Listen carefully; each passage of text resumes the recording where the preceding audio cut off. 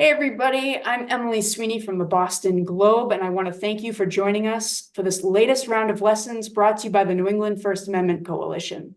During this class, you're going to learn about remote and hybrid public access to government meetings in New Hampshire.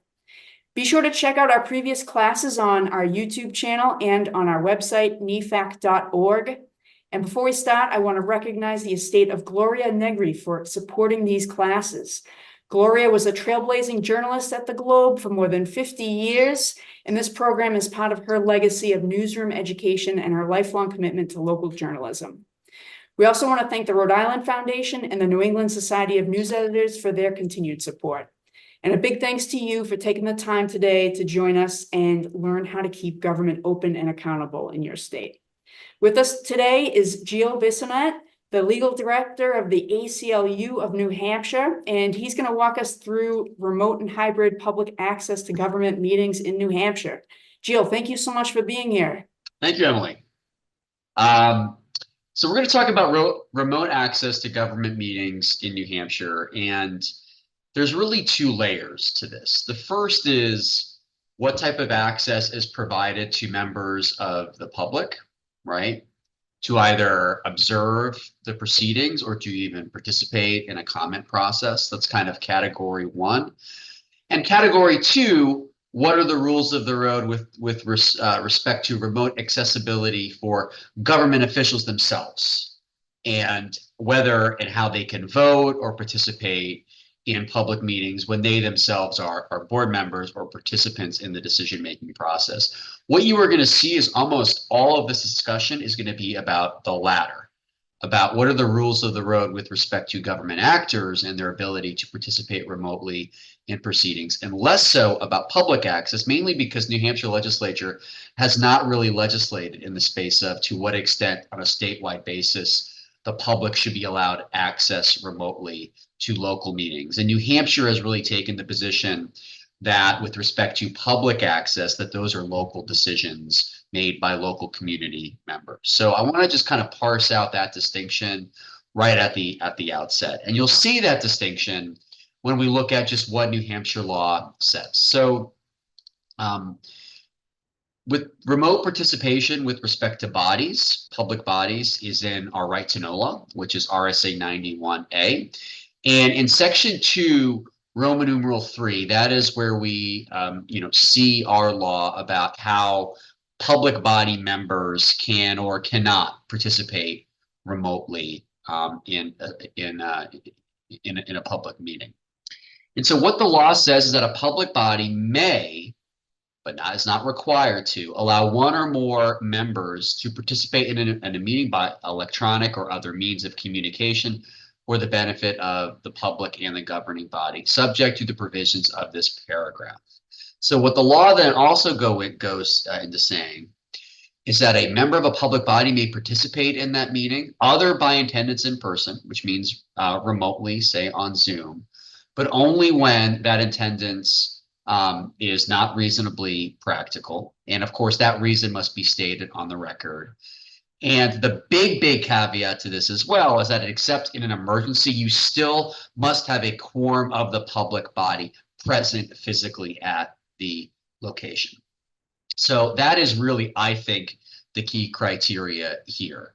A municipality can permit individuals on a board to observe and maybe even participate remotely, but with the caveat that you still physically need a quorum of the body present, during the actual meeting. So listen, that's a real limitation, right? You can't, absent an emergency, have, a 10-person board have 10 people participate remotely.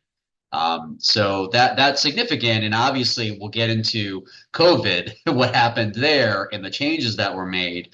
But this was the law pre-COVID, as I understand it, and it is currently now the law still post-COVID with respect to municipal bodies. Okay. I think it's also key that when an individual is a public board member is participating remotely, they also need to say during the meeting that the people that are present with them and also where they are participating. And a member participating in a meeting through this means is deemed to be present at the meeting for purposes of voting. All votes taken during such a meeting shall be by roll call vote. So my understanding of the law is that, while you need to have, again, a quorum present physically, that when you have a quorum present, the individual still participating remotely, still may be otherwise able to participate, including through voting.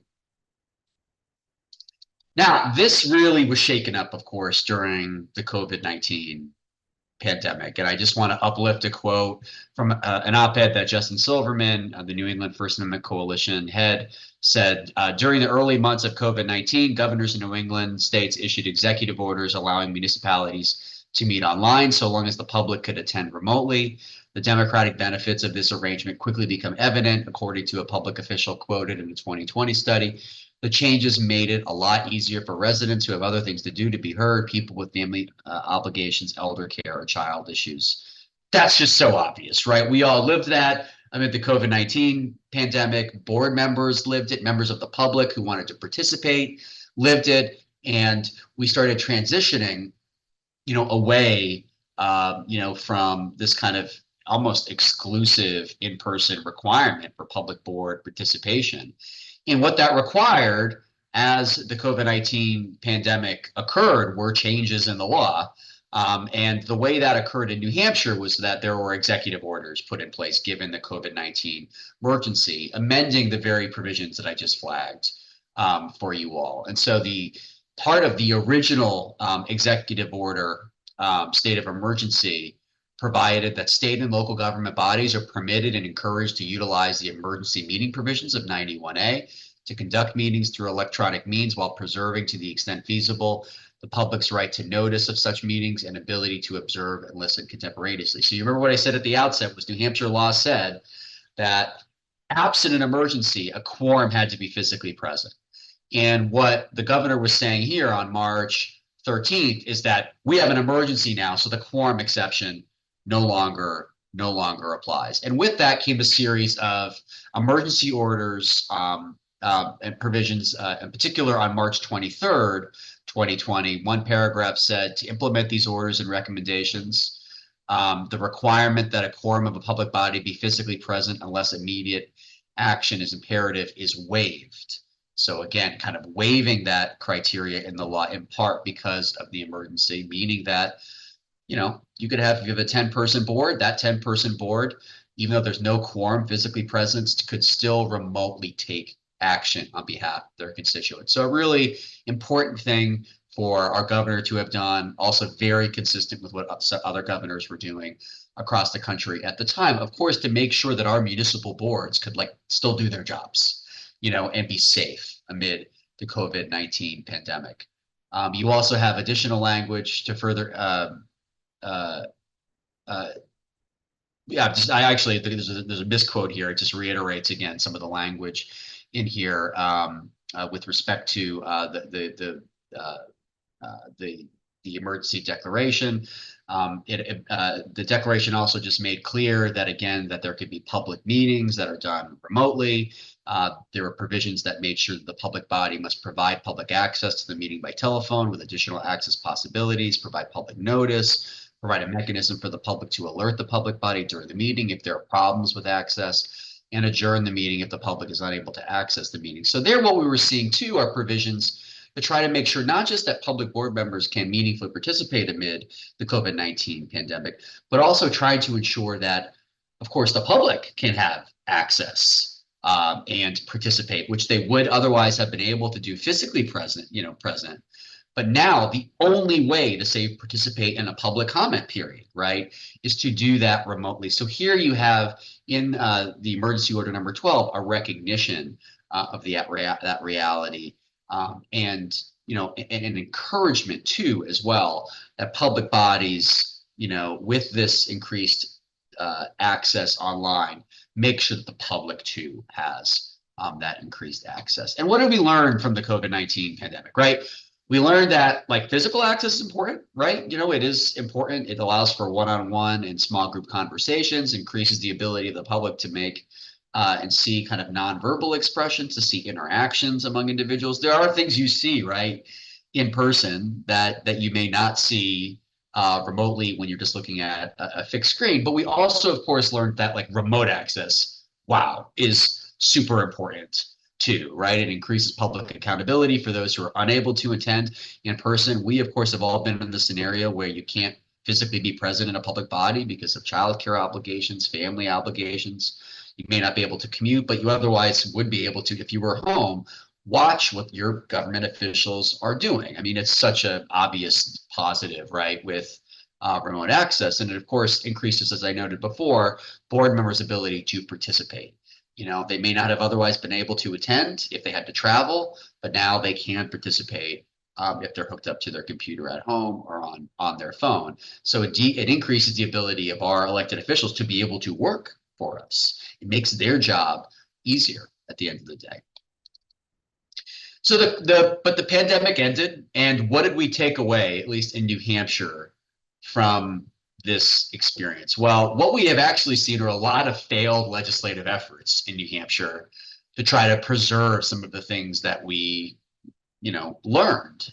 It came to accept amid the COVID-19 pandemic. So almost as soon as the pandemic was actually progressing and starting to dissipate, we saw, bills, for example, in 2021 and 2022, to allow meetings to be fully virtual. That failed in HB 1014, 2 years after the pandemic.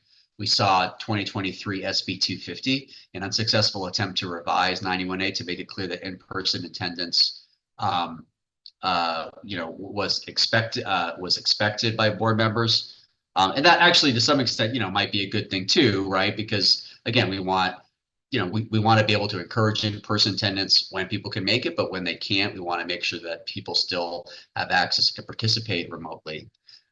We also saw in 2024 an unsuccessful attempt to revise remote attendance rules, and just this year too, we saw a failed interim study bill to require all public meetings to be live streamed. And that, I think, is pretty disappointing, right? Because even if you can't participate in the public comment period, and even if a municipal body doesn't want to kind of allow for that type of functionality, just providing live stream access, right, that people can click on, even though they can't meaningfully participate in the meeting, is still hugely valuable for the public to be able to see what your officials are actually doing. So I want to talk about two things. So first, I want to talk about a 2022 bill, HB 1014, that was trying to make some changes.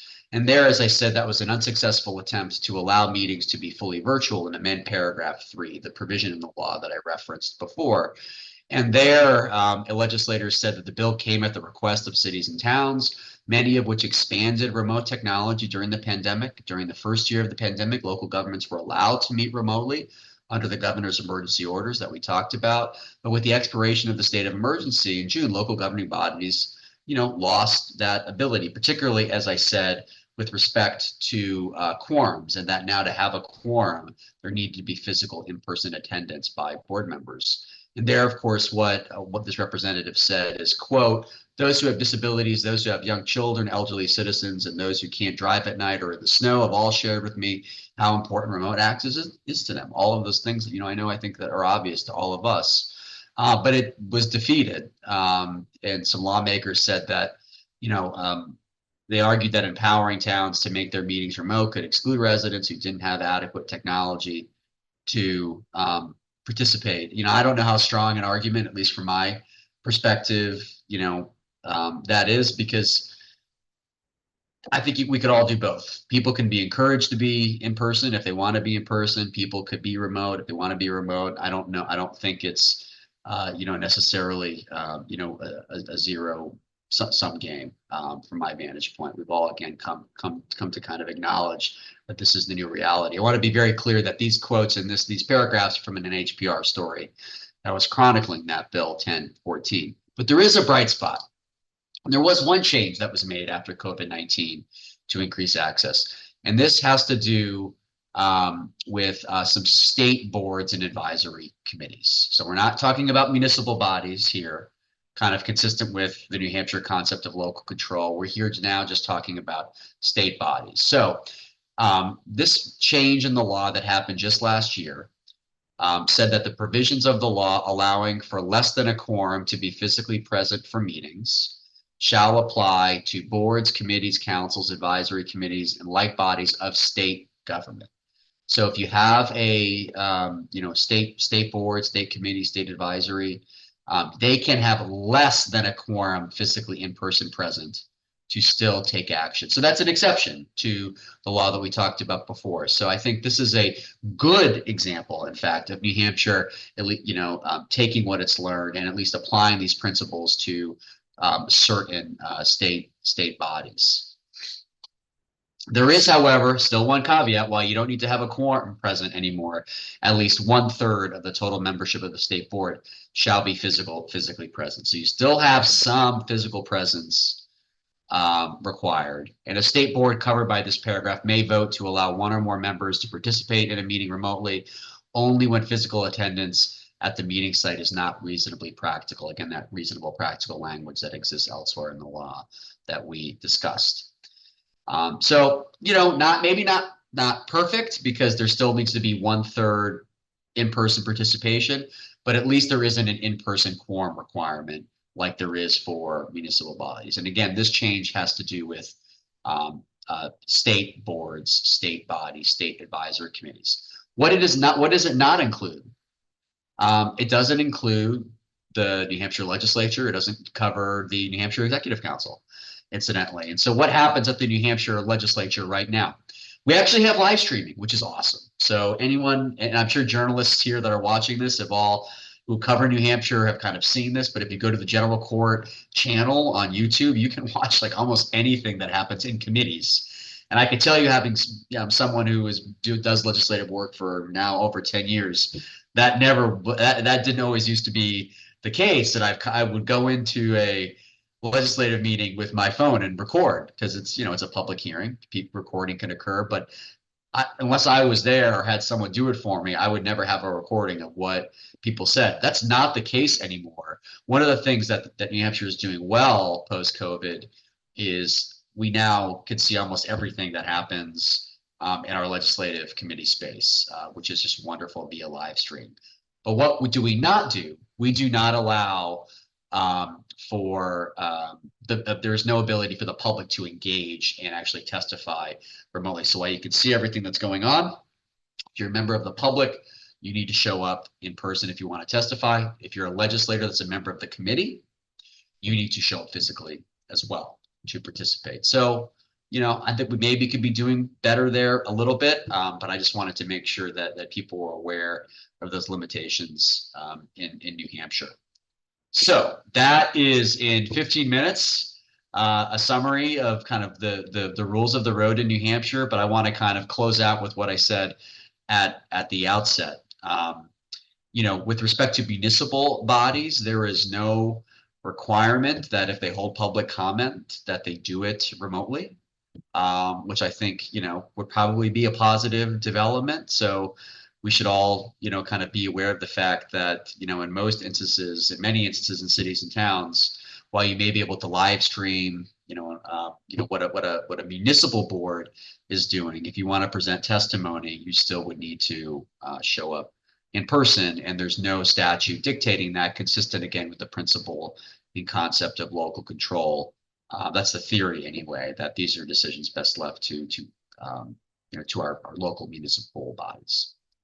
And with that, I want to say, finally, I want to give a huge shout out to Sophia Brown, who helped all of us with these slides to make sure that we got the best information to you all. She's a law student and a New England First Amendment Coalition legal fellow, and want to make sure that she is given the props that she is due for all the work that she put into this. That was a great overview about an important issue, and I want to thank everybody who tuned in live. And Gilles, thank you for walking us through the remote access issues in New Hampshire. Thank you. So until next time, everybody. Thanks, everyone.